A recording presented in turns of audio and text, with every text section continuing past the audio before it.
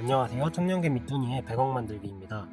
최근 세계 증시가 큰 조정장으로 혼란에 빠져 있습니다. 시작은 지난해 12월 소비자 물가지수 CPI가 7%나 상승하는 등 극심한 인플레이션으로 슬슬 떨어지기 시작하더니 오늘은 미국에서 러시아를 여행 금지 국가로 지정하고 우크라이나에서 자국민 철수를 준비하는 등 전쟁 리스크로 인한 엄청난 하락이 나오고 있습니다. 특히 기술주나 성장주 중심으로 포트폴리오를 구성하고 계신 분들은 이렇게 몇 년 만에 찾아온 급락을 견디기 쉽지 않을 것 같은데요. 그래서 오늘은 금리 인상 등 여러 가지 악재로 시장이 흔들릴 때 포트폴리오에 담아볼 만한 ETF 몇 가지를 소개해 보겠습니다. 첫 번째로 금리 인상 수혜 ETF인 XLF입니다.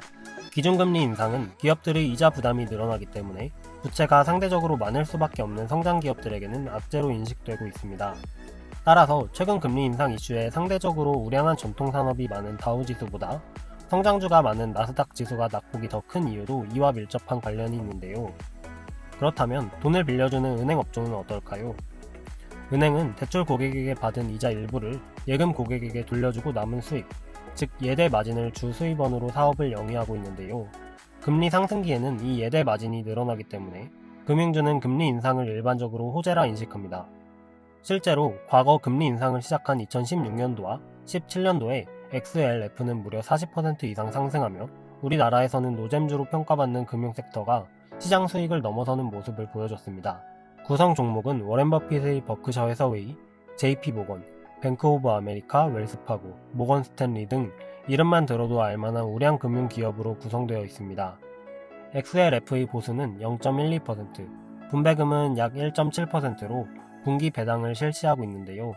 금융업 ETF치고 분배금이 너무 낮은 거 아니야? 라고 하실 수 있지만 미국 금융주의 경우 우리나라와 다르게 주주 환원율이 높아 굉장히 오랜 기간 꾸준한 시세 차익을 주고 있으며 약 15%의 배당 소득세를 지불하는 것보다 그만큼 자사주를 더 소각하는 것이 주주에게 더 큰 이득을 안겨준다는 신념을 가지고 계신 워렌 버핏 할아버지의 버크셔 해서웨이 비중이 가장 높은 것도 분배금이 낮은 이유 중 하나일 것 같습니다. 결과적으로 버크셔 해서웨이는 수십 년간 최대 낙폭을 나타내는 MDD는 낮고 수익은 꾸준히 시장 수익을 상회하였습니다. 이를 포함하고 있는 XLF ETF 역시 굉장히 안전한 종목들로 이루어진 금융주 ETF임에도 꾸준한 시세 차익을 안겨주었습니다. 따라서 앞으로 수회에 걸쳐 기준금리를 인상할 것으로 예상되는 상황에 성장주만으로 포트폴리오가 이루어져 있다면 금융주 ETF를 조금씩 포함하셔서 자산 분배를 하셨으면 좋겠습니다. 두 번째로 소개해드릴 ETF는 REMX입니다.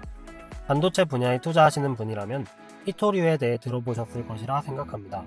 히토류는 독특한 발광, 자성적 특성을 가져 반도체의 핵심 소재로 사용되며 스마트폰뿐 아니라 미래 산업인 2차전지, 태양광 발전 등 다양한 분야에서 꼭 필요로 하는 재료입니다. 하지만 생산하는 나라가 많지 않아 전략 자원으로 평가받고 있는데요. 이 히토류는 원유나 반도체처럼 관련된 지수가 없어 생산량이나 수요를 예측하기가 어렵고 해외의 광산 보유 업체나 채굴 업체에 투자를 해야 하기 때문에 우리나라에서는 정보를 얻기가 정말 어려운 상황입니다. 따라서 이렇게 공부하기 어려운 분야의 산업에 투자할 때는 ETF를 통해 투자하는 것이 가장 안전한 방법이라 생각됩니다.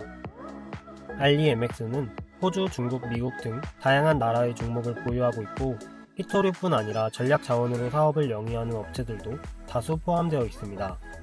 또한 히토류와 함께 2차전지에 필수로 사용되는 리튬이나 코발트 등 다양한 분야의 광산업을 이행하고 있는 업체들로 이루어져 있기 때문에 히토류 이외의 추가 수익을 기대할 수 있으며 원자재 관련 기업들이기 때문에 최근 대두되고 있는 인플레이션 해치 효과도 기대할 수 있을 것으로 예상됩니다. 코로나19 이후 전자기기, 자동차 등 판매량이 늘어나면서 REMX는 엄청난 상승을 보여주고 있습니다.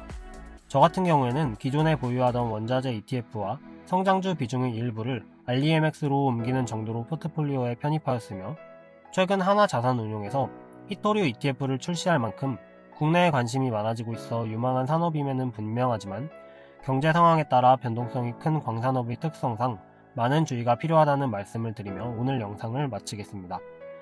그럼 시청해주셔서 감사합니다.